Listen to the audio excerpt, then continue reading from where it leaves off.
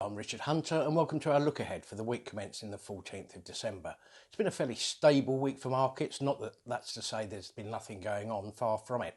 In terms of most of the major themes, these are still in play this week and likely to spill over into next week. We'll get to those in a moment. So in the year to date, the Dow Jones is currently up 5.1%, the S&P 500 up 13.5%, the Nasdaq up 38.2%, and the FTSE 100 down around 13%.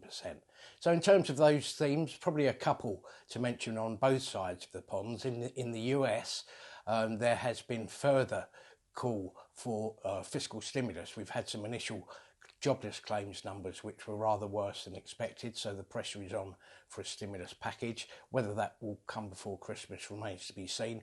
More positively, some medical experts have said to the US Food and Drug Administration that the Pfizer-BioNTech vaccine for the pandemic should be approved.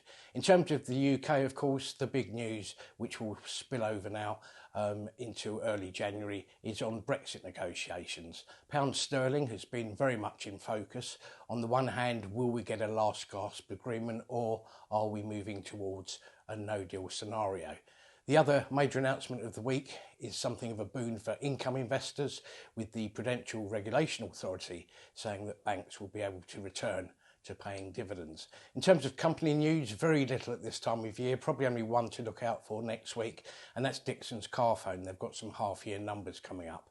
Shares have been under some pressure this year, down around 26% in the year to date. It'll be interesting to see what sort of report they give on how they fared on Black Friday. There were reports of some technical issues for Dixons Carphone, so no doubt we'll hear about that.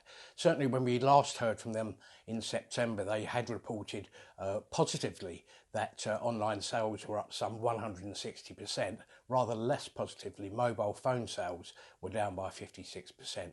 They may also make some mention of a potential return to what is currently a suspended dividend.